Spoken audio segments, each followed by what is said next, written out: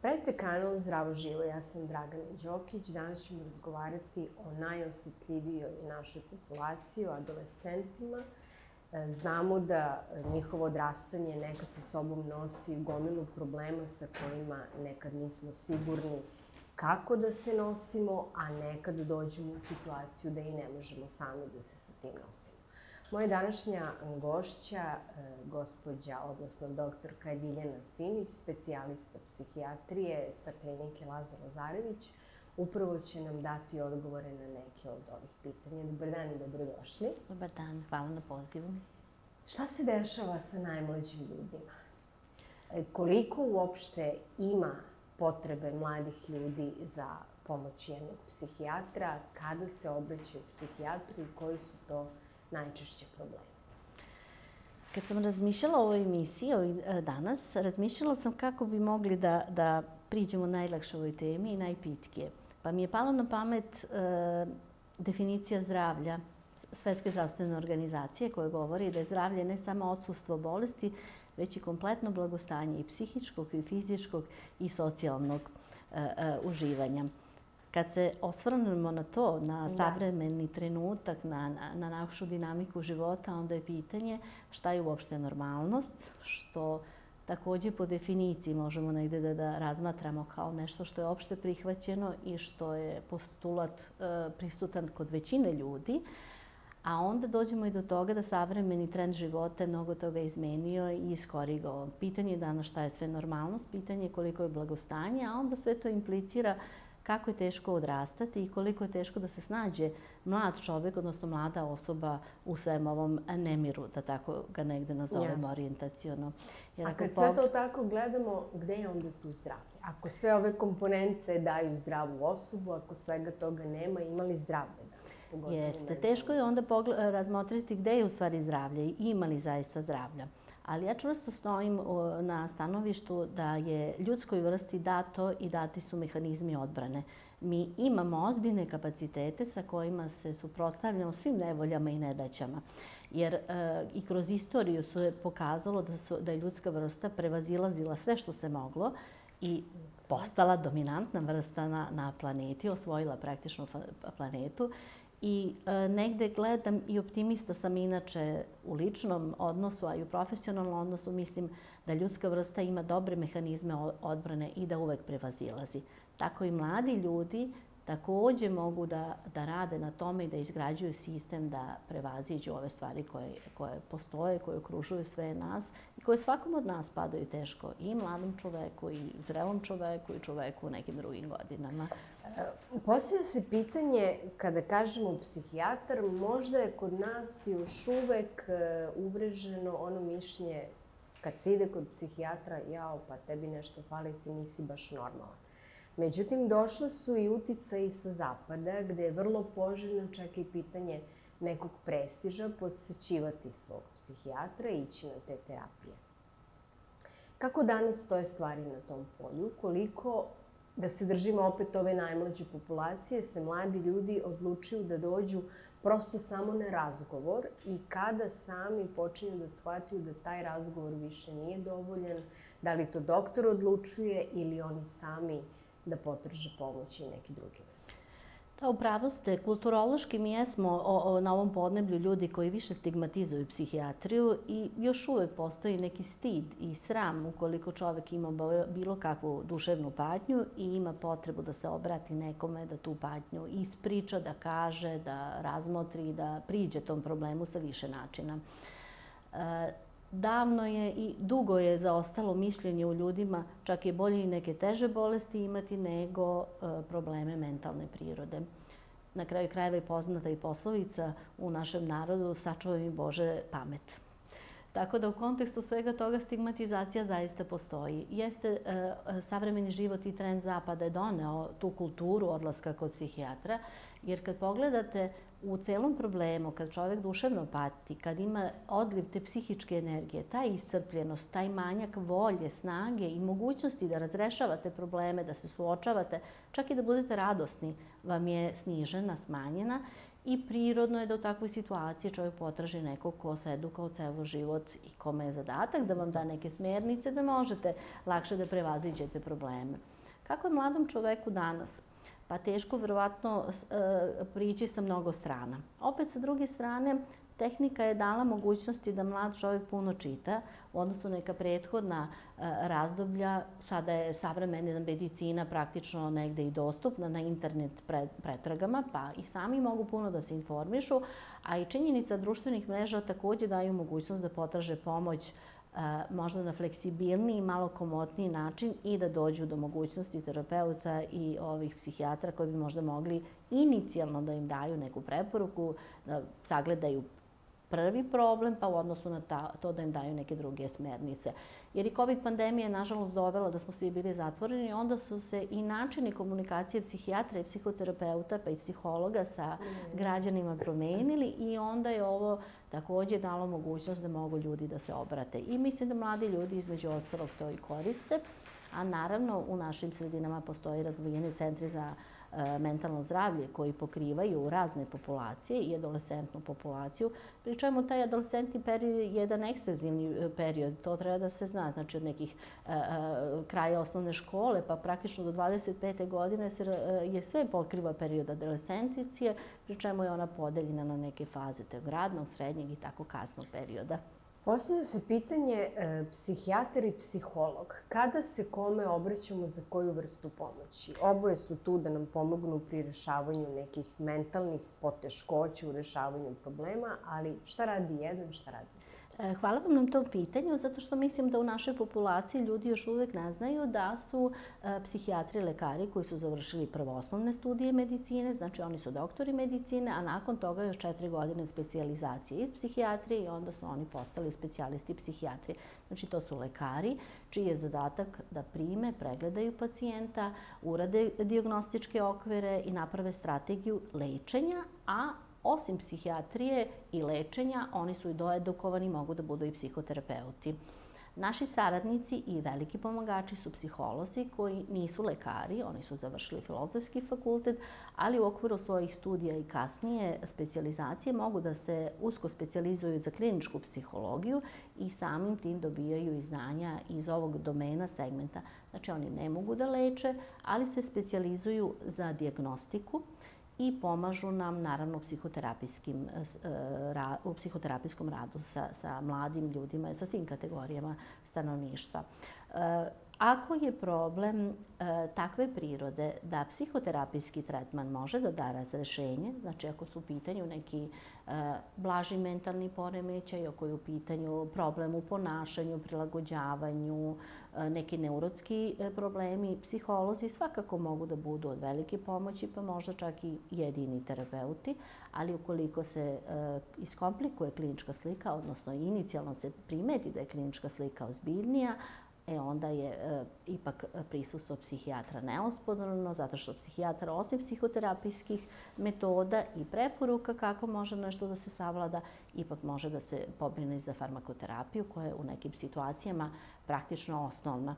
Nekad morate psihofarmacima da razrešite problem, što bi se reklo, kako mi kažemo, da izorote zemljište, da biste onda mogli da posadite nešto lepo i kvalitetno da nikne. A ono što mi se nameće kao pitanje, kada jedna mlada osoba, da li u pratnji svojih roditelja ili ako je već punoletna, onda samostalno, ode kod lekara opšte prakse i požali se na problem neke takve vrste koji se odmah kategorizuje kao neki mentalni problem, da li lekari opšte prakse prvo šalju pacijenta kod psihologa, pa onda psiholog odlučuje da li može sam da se nosi sa tim problemom ili ga šalje dalje kod psihijatra. Kako ta procedura prosto funkcioniše? Ja verujem da postoji možda neki individualni pristup tome, mada u domovima zdravlja rade lekari i ja verujem da su nekako više orijentisani na kolegijalni odnos sa lekarima, psihijatrima, pa ako neko dođe sa problemom koji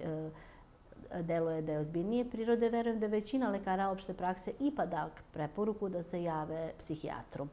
Psihijatar onda napravi prvi intervju koji se naziva prvi razgovor i odnosno na taj razgovor može da donese procenu da li je potrebno da nastavi razgovor dalje sa pacijentom, odnosno sa mladim čovekom, ili može da da preporuku da se on uputi kod psihologa i da eventualno dalje psihoterapijski tretman bude sa psihologom nastavljen. Ili neka se radi zajedno timski, rade i psihijatar i psiholog, a ukoliko ima i neke socijalne komponente koja je čudna ili problematična, uključuju se često i naše kolege i saradnici, socijalni radnici, koji također imaju edukacije iz psihoterapije i isto znaju kako da pomognu kad su u pitanju neki periodi odrastanja, porodični problemi, bračni problemi, i na taj način se također uključuju u tim i oni sa svoje strane također zakazuju kontakt razgovore sa onima kojima je potrebno.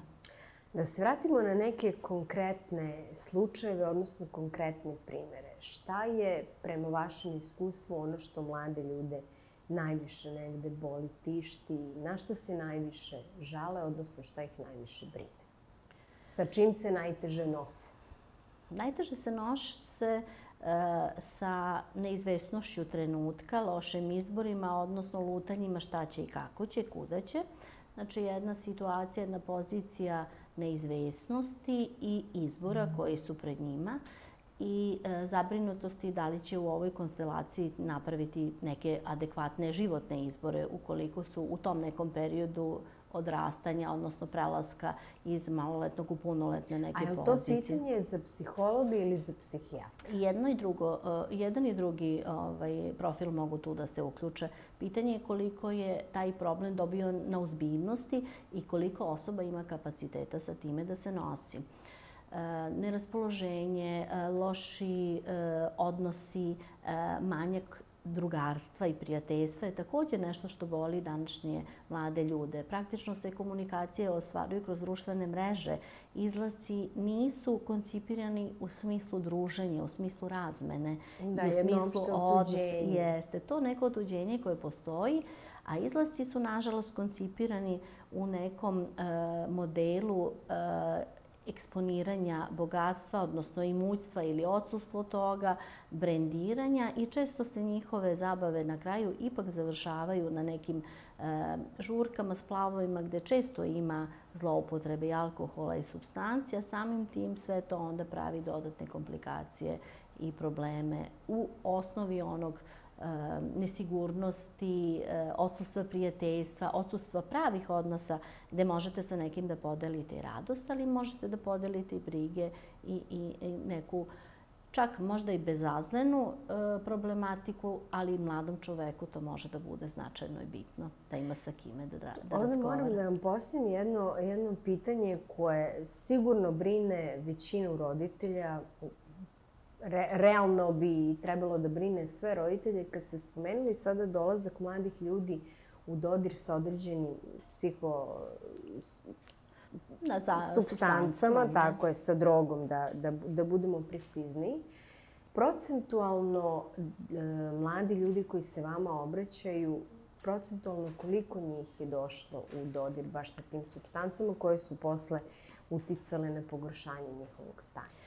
Da, ja dugo radim na psihijatriji i moram da kažem da se neka klinička slika i tih mentalnih poremećaja daleko izmenila. Dok su nekad dominirale ozbiljne duševne bolesti, poput schizofrenije psihoza, nažalost u ovom nekom periodu ili na sreću, mnogo mladih ljudi dolazi kod nas zato što je inicijalno imalo iskustva sa psihoaktivnim supstancama. Znači, često su zloupotrebe kanabisa ili heroina i fragilne, nežne strukture, nažalost, posle takvih situacija često uplivaju u neki mentalni poremećaj.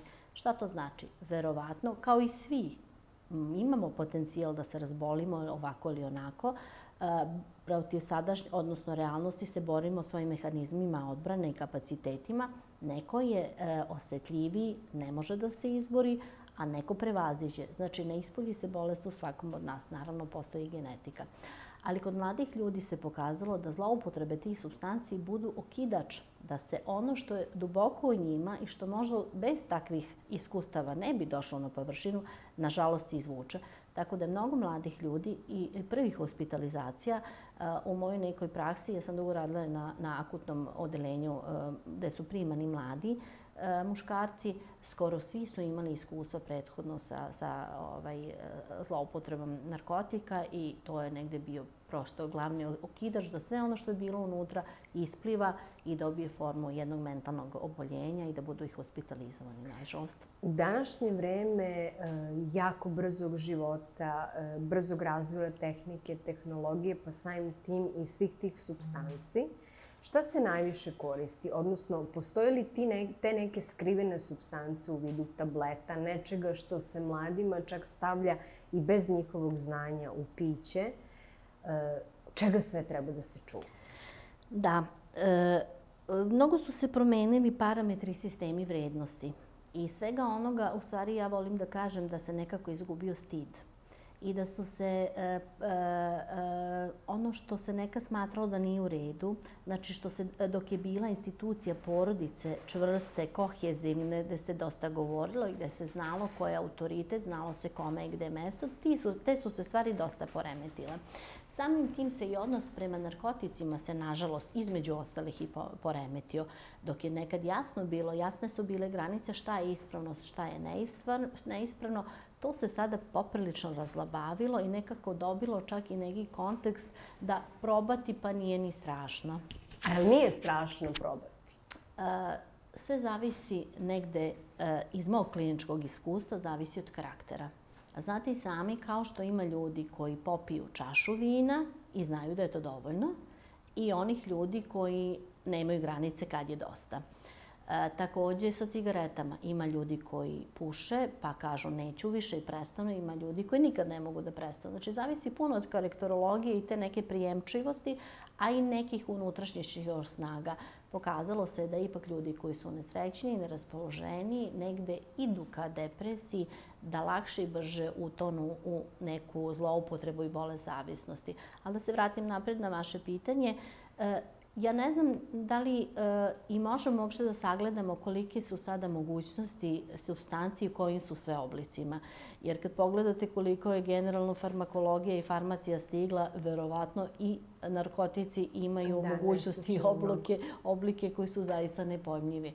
Osim već poznatih nekih droga koje su i poznate u građanstvu, sigurno postoji veliki broj sintetičkih droga koje se prave.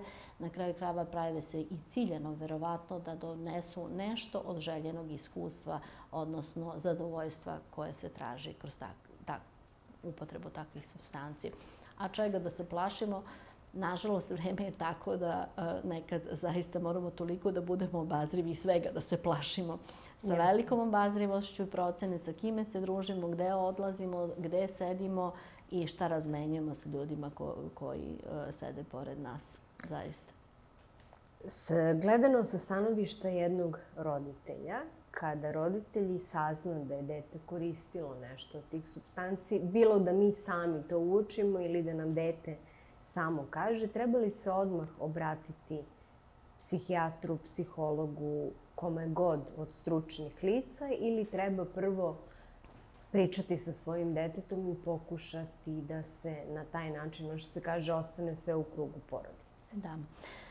Ja sam roditelj dva adolescenta i bavim se medicinom, odnosno psihijatrijom, gde je jedan segment moje specijalnosti su bolesti zavisnosti. To je ozbiljno pitanje zaista i teško je doći do odgovora na njega, zato je i mnogo teško lečiti bolesti zavisnosti.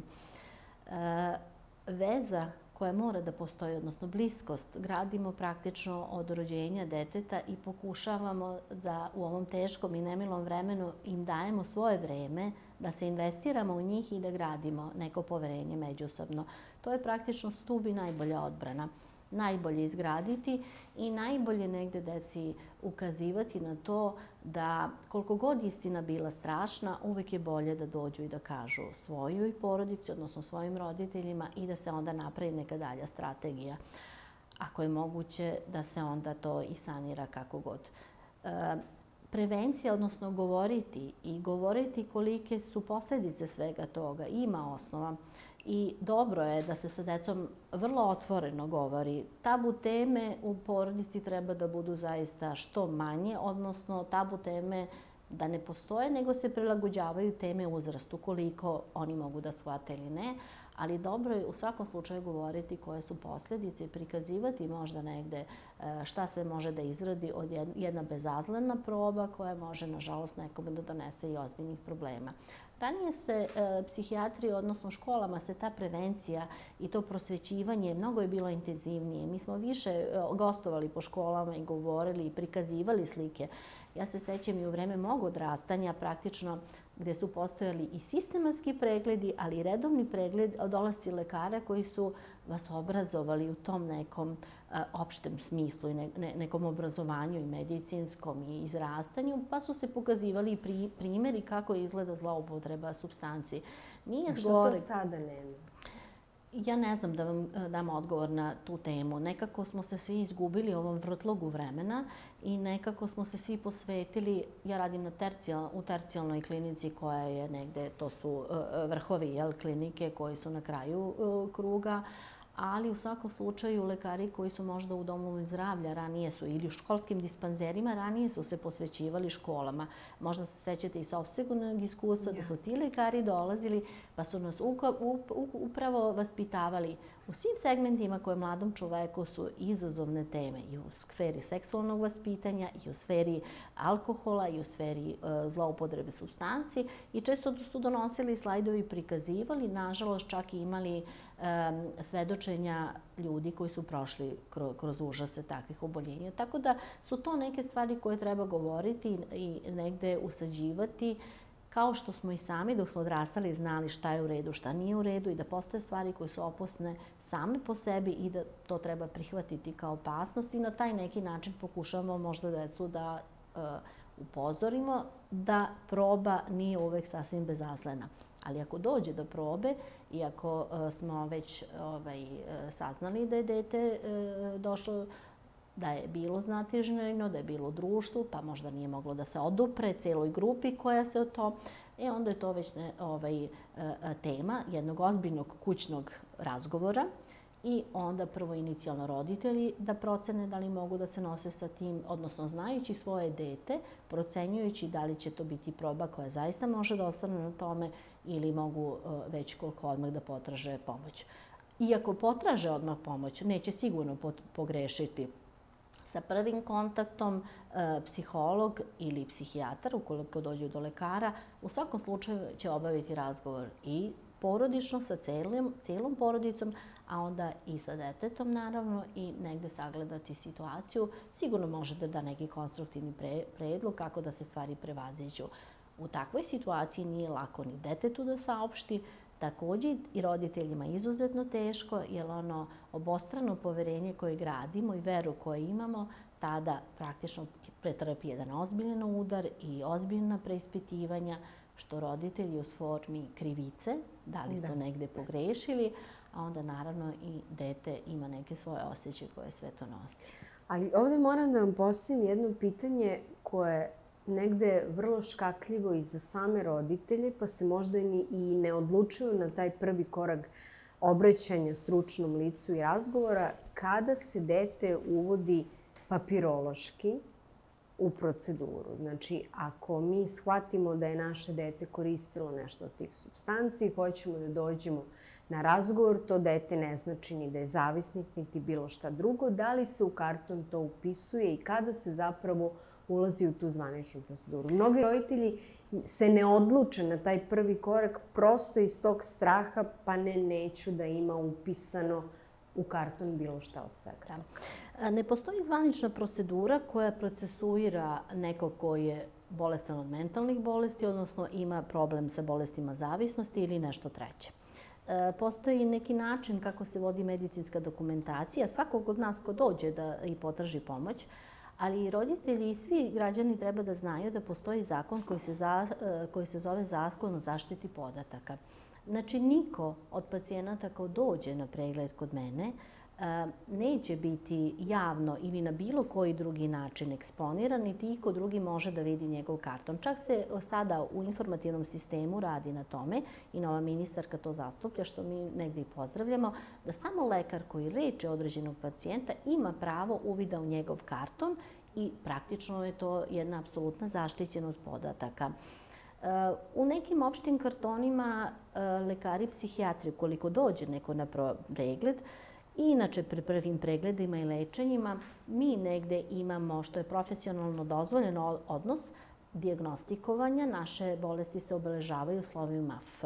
U medicini se svaka bolest ima svoje neko slovo, a posle toga su brojke.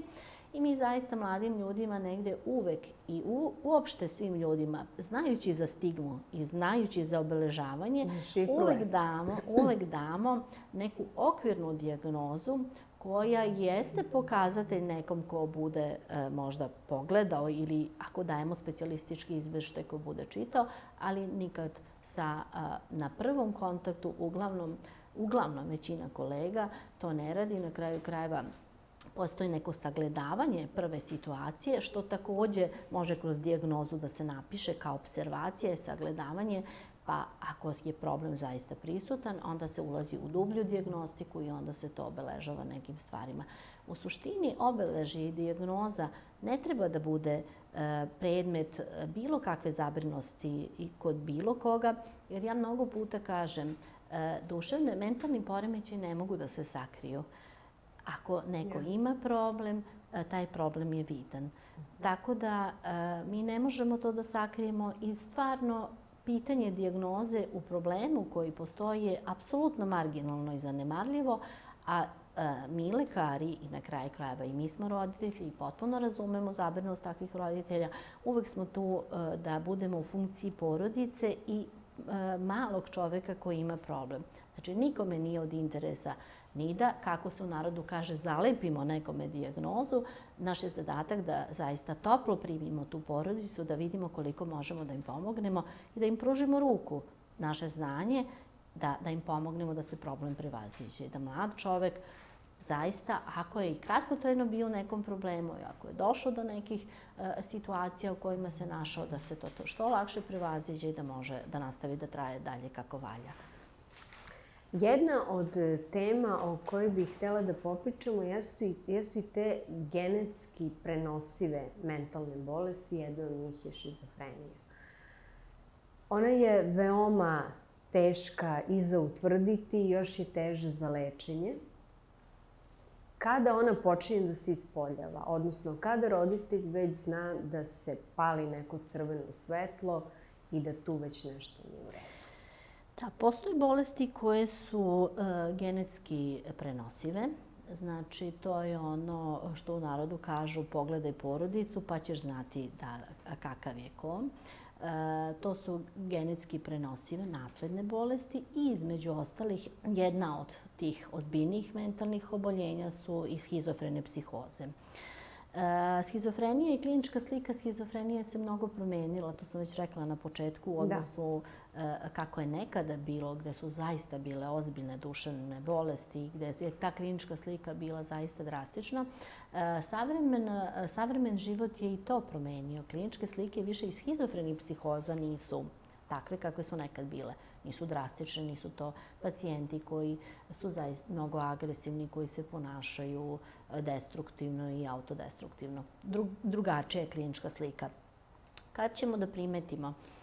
Pa, dete pratimo praktično od rođenja i deca koja su obično malo introvertnija, povučenija, ali da ljudi ne pomisle da je to generalizacija. Postoje introvertna deca koja su malo stidljivija ili možda nespremnija da se upuste u komunikacije sa drugim svetom. Ali kako ta deca napreduju i dobijaju godinama, uglavnom postaju malo povučenija i prve simptome mi već primećujemo u nekom srednjoškolskom periodu.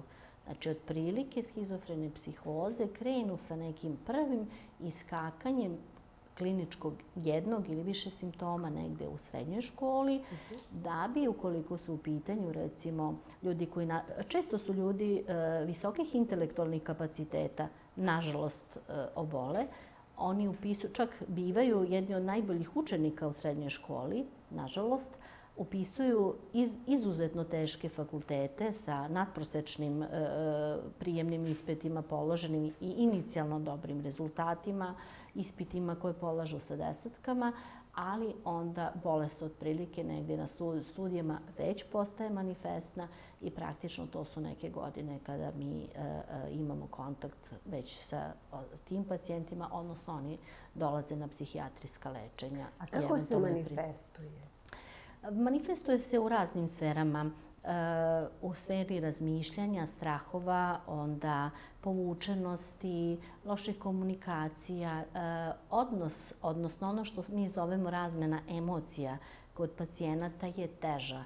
Dugo se razmišljalo da li su takvi pacijenti onemogućeni da osjećaju, međutim savremena medicina smatra da osjećaju na neki svoj način, ne umeju da izbace svoje emocije i ne postoji ona toplina koja postoji između ljudi, oni nemaju kapacitet za to.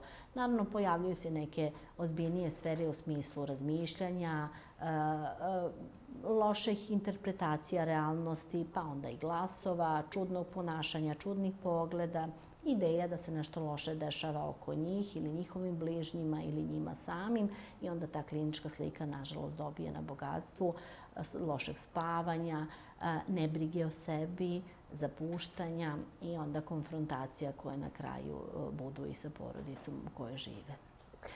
Farmakologija, rekli ste još samo da je to teško lečiva bolest. Farmakologija je toliko napredovala da zaista u psihijatriji skoro da možemo da kažemo da nema teško lečivih bolesti. Bolesti su teške, ali su zalečive i uz dobar pristup tima farmakologije i psihoterapijske podrške, dobrog odnosa sa porodicom i lekara, ovdje već govorimo o psihijatru koji mora da leči ovakve bolesti, kad se napravi sve to zajedno, verujte mi, ta bolest je apsolutno pod kontrolom. Verovatno biste se iznenadili koliko aktualnih javnih ličnosti boluje od te bolesti, ali su se ovi elementi sklopili i ljudi su potpuno funkcionalni. Uzimaju svoje lekove i funkcionalni su u ličnom i profesionalnom životu. Ovo je malo škakljivo pitanje, ali krenimo od pretpostavke da se izgradi dobar odnos lekara i pacijenta i da se oni negde međusobno prepoznaju, onda to ima zagarantovani rezultat. Ali ne možemo, a da ne kažemo da postoji i ova druga strana, kada to nije baš tako i kada se iz nekog razloga pogrešan medikament odredi pacijentu ili čak i pogrešna dijagnoza. Mentalne bolesti su veoma specifične na tom polju, kada je greška u pitanju, koliko zapravo pogrešan lek može da pogorša stanje mentalno obolele osobe ili čak da dovede do nekih tragičnih rezultata.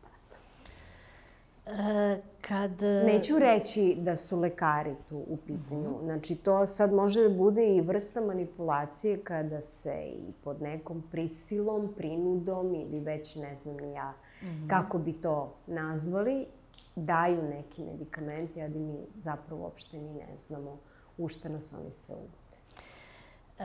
Mi koji dugo radimo u psihijatriji, zaista imamo, nas su i naši učitelji učili kako se i pristupa i na kraju krajeva kako se gradi odnos sa pacijentom. Odnos poverenja se gradi od onog momenta kad oni otvore vrata klinike, dok prolaze hodnikom i dok dolaze i ulaze u ordinaciju. Osnov svega toga je da bolesnog čoveka morate poštovati, bolest ne bira nikoga, i, nažalost, ni sami ne znamo u kakvoj ćemo situaciji da budemo. Znači, uvijek postoji realna mogućnost potencijalna da i mi budemo u poziciji tog bolesnog čoveka. Znači, bolesnog čoveka od bilo kakve bolesti, uključujući i najteže psihoze, morate poštovati. Kad uđe u ordinaciju pacijent, postoje neka pravila ponašanja, uključujući i pravnih normi, koji ozbiljan lekar i ozbiljan psihijatar mora da poštuje. Znači, bez obzira kakvom je stanju pacijent, u obavezi ste mu da mu pročitate neka njegova prava. On ima prava da bude upoznat sa svim onim šta se dešava u ordinaciji. Također ga pitate da li su oni koji dolaze u njegovoj pratnji, da li on želi da oni prisustvuju pregledu. A je li u stanju da on shvati šta mnogi pacijenti, naravno, ima pacijenata koji i većinski shvataju. Ne dolaze svi u takvom stanju kako mi kažemo, agitacije i izuzetno pomračene svesti, strahova, halucinacija, gde pacijenti čuju, imaju glasove ili imaju vizije, pa onda nisu u stanju da prepoznaju ambijent, dešavanja ili nisu u stanju da razumeju pitanja, takvi pacijenti se brzo hospitalizuju i rade se na saniranju te kliničke slike kako bi se on smirio, kako bi njegov strah prošao, kako bi se naspavao i zaista ljudi posle toga ustanu potpuno u drugačijem stanju i saradnje drugačija. Ali većinski dolaze u problemu gde njihova moć rasuđivanja nije narušena ni oštećenja i takvim pacijentima apsolutno imamo obavezu da kažemo i da im objasnimo.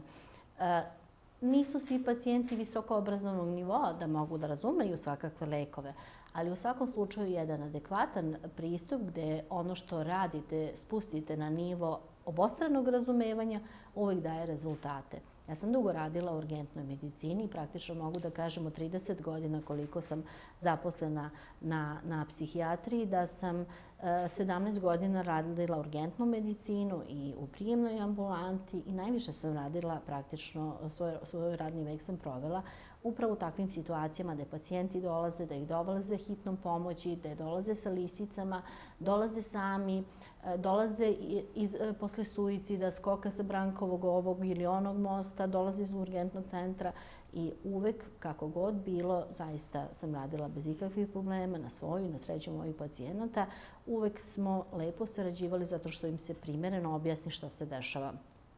Naravno da postoje druge situacije. Opet se vraćamo negde na početak. Kažu da ljudi, jedan od mojih učitelja je govorio da na psihijatriju ljudi nekad dolaze iz strojnih razloga. Nekad neko ode na psihijatriju zato što je, nažalost, uslovljen. Nema mogućnosti da radi nešto drugo. Neko se slučajno nađe, zadesi se nekim drugim situacijama pa dobije mogućnost da se bavi psihijatrijom. I na kraju se nađe 1%, odnosno jedan deo njih koji autentično želi da se bavi psihijatrijom i da se posveti. Naravno da sve to i kvantifikuje negde našu investiranost u psihijatriju i negde, kako bi rekli stari lekari, ako imate osjećaj i prepoznajete tuđu patnju, ne možete da pogrešite i nećete pogrešiti čak ni da odabira terapije. Ako je investicija površna, ako se samo radi tehnički i ako se medicina svede na procedure, bez da se gleda osoba ispred sebe, onda, naravno, mislim i poznato je u medicini da postoje i medicinske i stručne greške koje su, ipak se nadam, jako retke.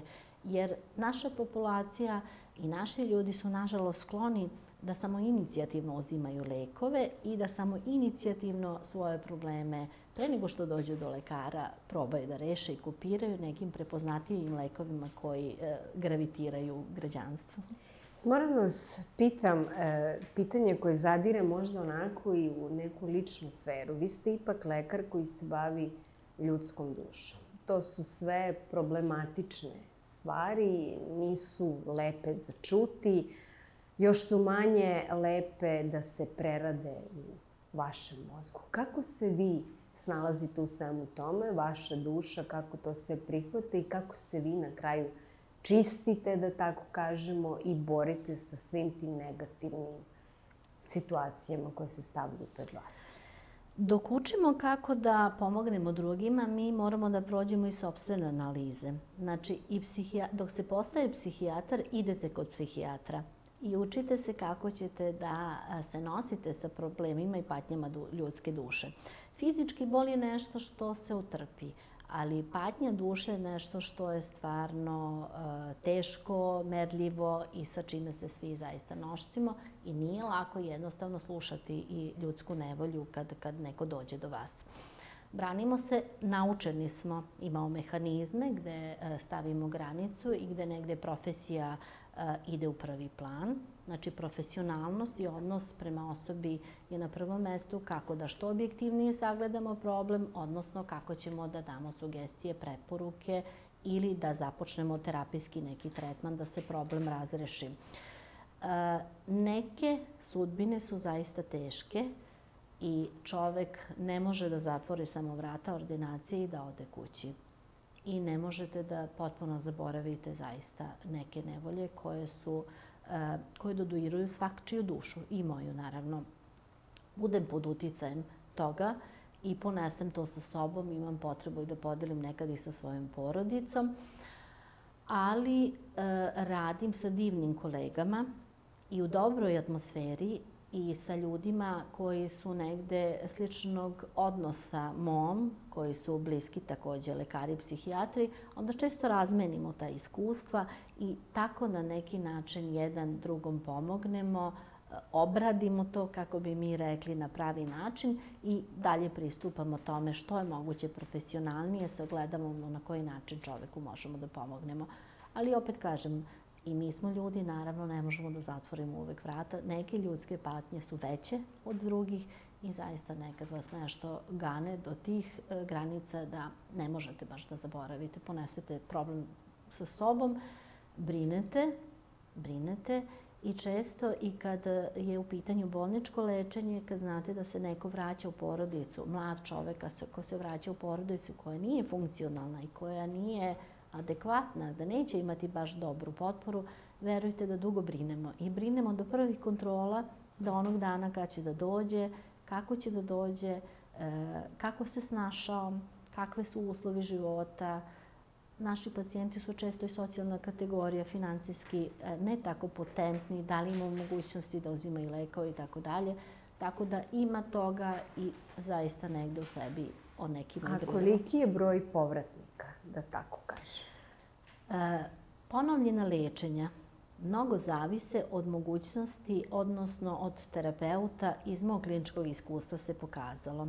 Nedavno sam sa mojim koleginicama razgovarala na tu temu i pokazalo se da u stvari kad smo radile kontrole i kad se nismo obazirale na onaj broj koliko treba da pogledate i kako treba da obavite kontrolne preglede, kad smo radile kontrole rasterećene od vremena, dešavalo se da sam nekad radila kontrole od ujutru skoro do večernjih sati, pri čemu ti razgovori nikad nisu bili, kako u narodu kažu, sednete pa vas neko pita kako si, kako spavaš, dobro, nastavi sa lekovima. Ako to zanemarimo i ako kontrola zaista bude suštinski jedan posvećeni razgovor, prvo pacijentu, razgovoru, kako funkcioniše, šta je u redu, šta nije u redu. Ako je mlad čovek u pitanju, onda je dobro da ima pratnju i da porodica, odnosno jedan član porodice, bude prisutan. Tad je lepo da osim stanja i preseka od pacijenta dobijete neko ko je objektivniji. Jer ja sam uvijek govorila, porodica je moj saradnik u kući. Ono što ja observiram dok je na lečenju, oni prate u kući i praktično tako zajedno sklapamo celinu. Dok smo tako radile i dok smo imali mogućnosti takvog rada i takvih kontrola, mogu da vam kažem da je broj povratka na lečenje bio izuzetno mali. Čak u jednom velikom vremenskom periodu mi smo imali situaciju da praktično nijedan mlad čovek koji je tada bio lečen u višegodišnjem kontrolnom sistemu ovakvog tipa nije dolazio na bolnička lečenja, zato što pre svega se roditeljima od starta objasni kakva je bolest u pitanju. Ne dozvolimo da ljudi lutaju, ne dozvolimo im da uđu u magijska razmišljanja i traženja pomoći koje kuda, pri čemu ja nikad nisam osporavala čak ni smirenje koje crkva daje i utehu religije ili sveštenstva koje je dobronamerno i koje takođe sugeriše ispravno da ozbiljna bolest mora da se leči, a lekovi da se piju. Tako da kad se sve to sklopi, mogu da vam kažem da zaista su veliki broj pacijenata ostajali na prvom lečenju do COVID-a. COVID je mnogo toga odnosno narušio. Taj odnos, taj setting, kako mi kažemo, odnosno odnos koji ima lekar sa svojim pacijentom i sa njegovom porodicom je potpuno marginalizovan, da ne kažem da je nestao i onda su u stvari potpuno drugačije. Odnos dođi, sedi, pij lekove ili nemoj, ne može da bude odnos iskrenog lečenja, niti ne daje, nažalost, rezultate, onda pacijenti lako odustaju. A ono što je osnovna karakteristika pacijenata sa mentalnim poremećajima, to je uzimanje farmakologije koja daje poboljšanje. I to poboljšanje se održava dugo.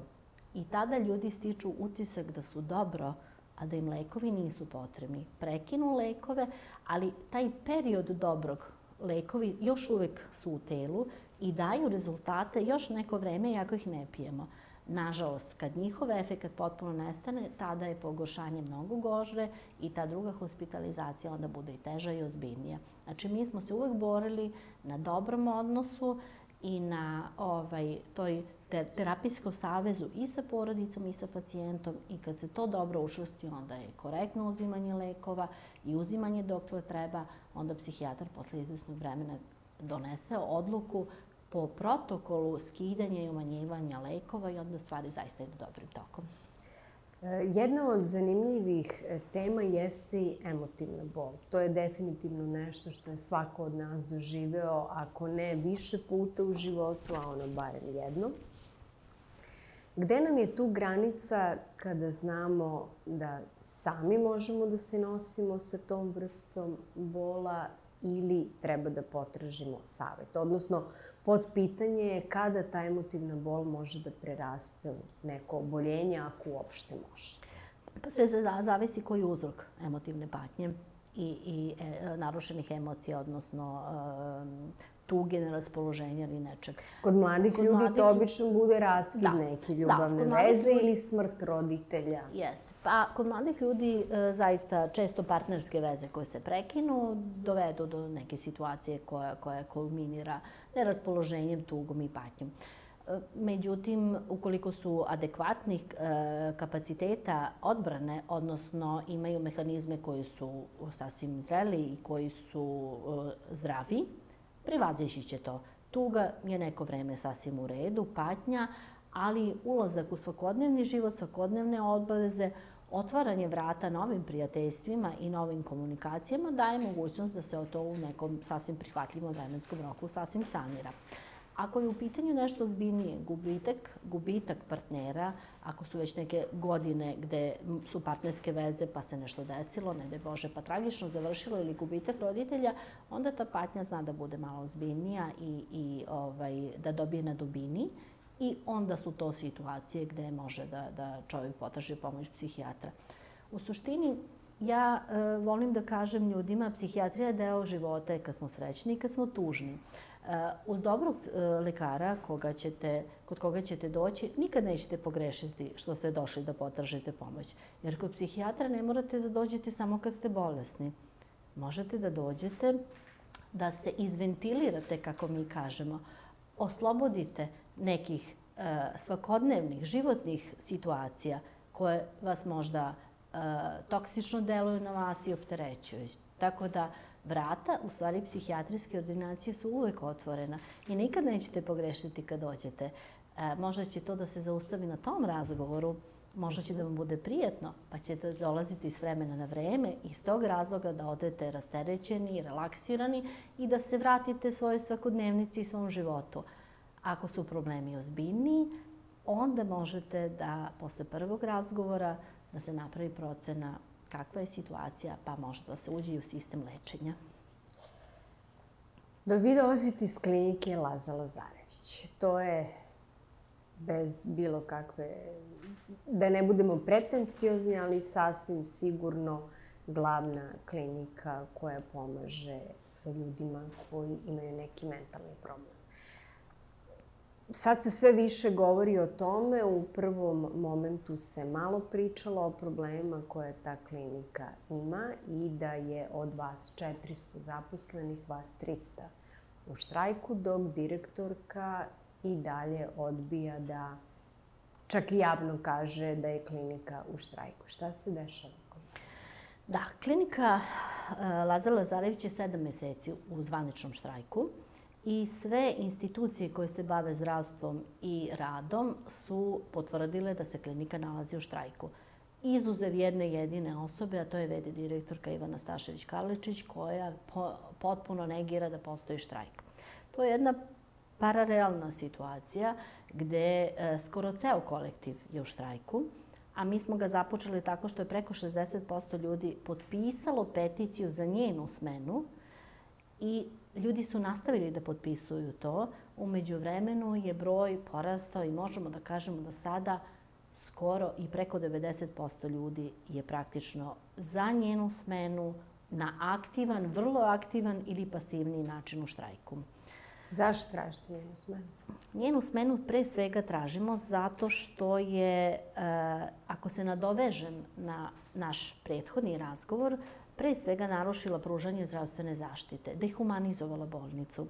Lekare je postavila kao vojnike koji rade po procedurama i to kao da smo u nekom zatvorenom sistemu zatvora, pa se poštuje samo procedure. Ljudska duša, patnja je potpuno nepostojeća. Ne bavimo se pacijentima suštinski, nemamo kada se bavimo suštinski, jer smo izloženi takvim torturama premeštanja s posla na posao i sa radnog mesta na radno mesto, da mi nemamo mogućnosti ni da upoznamo svoje pacijente. Često pacijent bude primljen na lečenje, započne lečenje jedan lekar, nastavi drugi, a završi ga treći. Porodica koja dolazi u posetu tokom vremena nije uspevala ni da uhvati lekara koji leči njegovog člana porodice, da li je u pitanju dete ili deca dolaze kod bolesnog roditelja, ne znajući koga više da pitaju kako ide tog bolesti. Ne postoje timovi u ustanovi, što je suština i esencija psihijatrije. Dobri odnosi i dobri kolegijalni odnosi i ta jedna adekvatna klima je nešto što i pacijente leči, jer ne može tenzija svih nas, zabrinutost, jedan strah koji svi imaju zaposleni, ne može da se ne osjeti i da se prebaci na pacijente.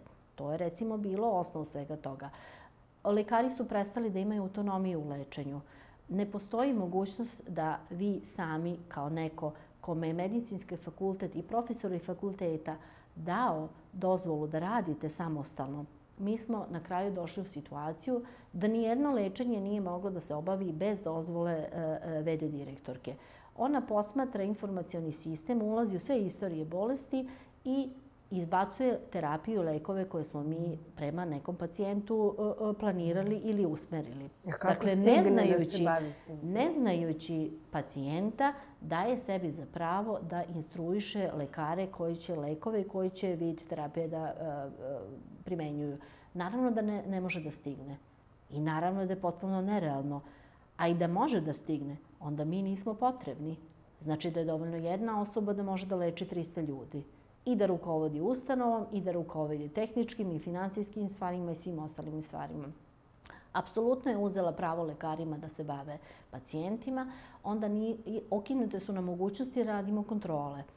Naši pacijenti, naročito mi stariji lekari koji nekoga lečimo po 10-20 godina, ti ljudi odjednom nemaju prava da dođu kod nas na preglede. Porodice zovu, traže, mole nas, onda pitaju radimo li privatno.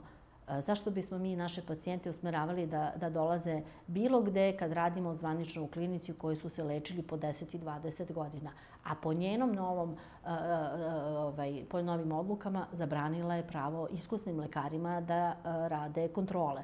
Onda jedna potpuna premetačina ustanove da sve zrele i iskusne lekare stavi na nivo mlađih referenata. A mladi lekari koji su tek izašli sa studija postaju načelnici, šefovi i upravnici. Naravno da takvi ljudi nisu krivi, oni su mladi, niti mogu da budu rukovodioci. Prvo iskustveno nisu u stanju, tek treba da nauče osnovne korake u lečenju ljudske duše, a tek o nekom rukovođenju i organizacionim jedinicama da ih vode, neću da vam govorim. Znači, jednog trenutka se desilo da je koleginica sa 33 godine bila načelnik meni i još nekim koleginicama koje prvo su 15 godina u starosnom dobu starije od nje, a 20 godina i 30 po iskustvu smo stručnom ispred nje. Sad možete zamisliti tu karikaturalnu situaciju gde vam je načelnik mlada žena koja ne može da se snađe, ne može da funkcioniše, ne može da osmisli rad jedne organizacione jedinice, a nema kapacitet jer je mlada da se suprotstavi nalozima i naredbama VD direktorke. Tako da je to sve zaista dobilo potpuno jednu bizarnu i atmosfera postala u bolnici i lečenje pacijenata ekstremno narušeno.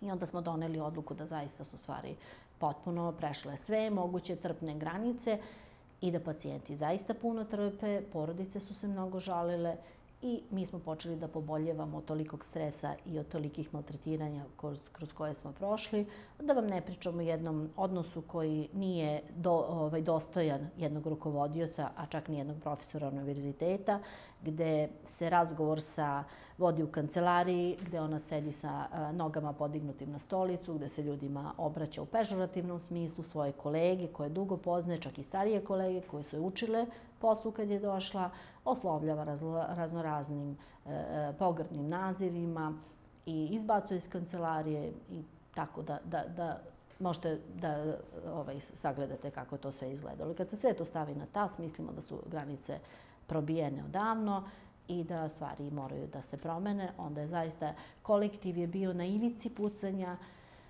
Teško se došlo do odluke da se stupi u štrajk. Štrajk je jedna izuzetno teška i ozbiljna stvar i mi 7 meseci znamo koliko nas košta života i naše porodice i koliko sve to košta dodatnog stresa.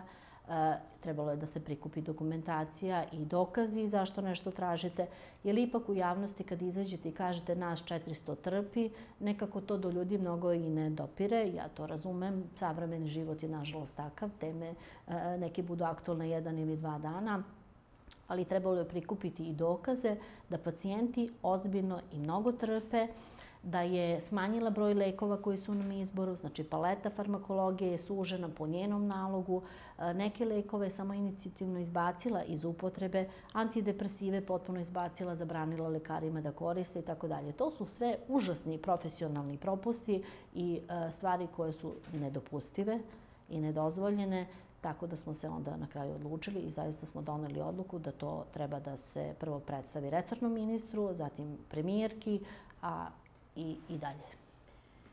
U toku svih ovih meseci štrajka, pre 2 meseca ste vi i vaše kolege održali jednu konferenciju za štampu gde ste medijima dostavili dokazni materijal koji je dalje ušao u proceduru, gde se čak tvrdi i da je ona odgovorna za određene smrtne ishode koji su se desili u bolnici. Šta se sa tim desilo do danas, te krivične prijave, da li se negde sa njima stiglo, ako se stiglo i dok se stiglo, i resorno ministarstvo kako je reagovalo do sada? Da. Kako su stvari dobijale na turbulenciji, dobijale na ozbiljnosti, moje koleginice i ja smo se opredelile, pošto smo saznale da između ostalog je bilo i takvih profesionalnih nastupa naše VD direktorke, da je telefonskim pozivima ordinirala terapiju i po našim saznanjima da je došlo do fatalnih ishoda. Opredelile smo se da sa velikom mukom, zaista, jer istupiti sa tako nečim javno i održati konferenciju za medije je, verujte mi, izuzetno teško i izuzetno stresogena i zahteva prvo ozbiljnu argumentaciju, dobre dokaze, jer očekujete onda i jedan pritisak esnafa koji će to tumačiti etički ili neetički, da li je nešto u redu ili ne. Ali smo apsolutno smatrali da je to više nego etički i da profesionalne greške, a naročito koje su bazirane na bahatosti i osionosti, ipak moraju da budu predmet rasprave. Onda smo se odlučili na konferenciju za medije, gde smo zaista naša saznanja podelili sa javnošću. Naravno, uz apsolutno čuvanje identiteta i svega onoga što Zakon o zaštiti podataka podrazumeva. I naravno imali smo i saglasnosti za tako nešto. Posle svega toga neke stvari su dobile epilog, naravno da je ministarka obaveštena, obaveštene su i naše stručne organizacije po tom pitanju, a smatrali smo da je istupanjem samo po sebi dovoljno da i tužilaštvo ima argumenta da nešto po tom principu radi. Mi nemamo sada tačna saznanja da li tužilaštvo nešto postupa, osim što smo dobili informaciju da je VD direktorka nas tužila zato što smo navodno iznošeći takve stvari uznemirili javnost. Mi smo ostali do dana današnjeg stava da ljudski život je nešto što nema vrednost i da svako ko prekrši lekarsku etiku i lekarsku profesiju mora da snosi odgovornost. Da iznošenje takvih podataka ne može da uznemiri javnost. Javnost treba da bude upoznata da postoje i takve osobe, a mi svi zajedno moramo da se borimo da čestito i najbolje što znamo, bez osionosti, bez bilo kakve sile, pomažemo ljudima. Naš zadatak nije da budemo iznad bogova, naš zadatak je da budemo ljudi koji su posvetili život školovanju, učenju i pomoći i lečenju bolesnih ljudi. Znači, svako ko dođe na vrata klinike, ko uđe, mora da ima poverenja u svoje lekare i mora da ima poverenja da će tamo da ga sačeka osoba koja će potpuno svoje znanje i iskustvo da stavi u funkciju njega. Lekaru nema mesti ni sujeti, ni uobraženosti. Znači, lekar, jedan ozbiljan lekar, naročito psihijatar, ne može da ima te osobine. Naravno, kad ste mladi, ne možete baš sasvim da budete rasterećeni toga, ali iskustvo i godine i suočavanje sa ljudskom patnjom vas ipak oblikuju kako treba i na kraju zaista pred sobom vidite bolesnog čoveka za koga se trudite sve što možete da uradite. Bez i trunke sujete, ako mislite da niste sagledali kako treba, sve moje koleginice i ja uvek u trenutku pozovem da dođu, da zajedno razmotrimo, da izanaliziramo, da vidimo da li neka od njih možda ima neku bolju ideju i bolju preporuku kako da se radi, a ne da neko sebi daje za pravo jer misli da je partijski postavljen, dobio bolnicu na blanko, da radi sa njom kako treba i da može ljude da leči telefonom bez da ih vidi. I kad se ishod takvog lečenja bude dramatičan, da misli da je zaštićen od svega. Jel očekujete neki pozitivan ishod na kraju ovog štrajka? Evo, 7 meseci se skoro ništa nije desilo. Doduše, zadnjih 2-3 meseca se stvari pokreću. Šta očekujete? Pa mi očekujemo da će ona apsolutno da bude smenjena. Stručna javnost apsolutno je dovoljno upoznata o radu i funkcionisanju njenom i kao rukovodioca i kao psihijatra. Što se tiče stručne javnosti, mislim da smo uradili sve da prikažemo i da sa teškom mukom nekako otvorimo vrata ustanove. Postoje neke stvari koje treba da ostanu u ustanovi, koji mogu da se razreše unutar zidova. Nažalost, ova situacija je pokazala da smo mi morali da otvorimo vrata i te neke stvari koje smo se nadali da ćemo rešiti unutar ustanove i u komunikaciji s njom nisu dale rezultata. Već je javnost dovoljno informisana i mislim da, bar po gradu Beogradu, praktično skoro svi ljudi znaju da je bolnica u štrajku i negde su već dovoljno upoznati kakve su prilike, da ne kažem neprilike. Ljudi su već dovoljno čuli da je bolnica u njenom mandatu za 5 godina napustilo 80 ljudi, pri čemu je to skoro 30 lekara specijaliste i preko 30 su to iskusne sestre i tehničari. To su ljudi koji su radili 10, 15 i 20 godina kao specijalisti ili medicinske sestre, apsolutno obučeni da rade na psihijatriji, pobegli su spašavajući živu glavu u ovoj situaciji. Kad se sve to stavi na tas, mislimo da ipak ne postoji abolicija i mogućnost tako nečeg, tako da mislimo da će smena ipak da se zaista desi.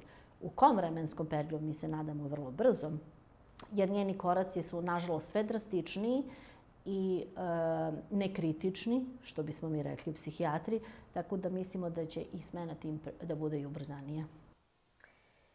Nama ne preostaje ništa drugo osim da vam poželimo uspeha i sreće. Hvala vam puno na ovom gostovanju i na ovako preciznim informacijama i o mentalnom zdravlju, a i o dešavanjima u bolnici Lazara Zarević.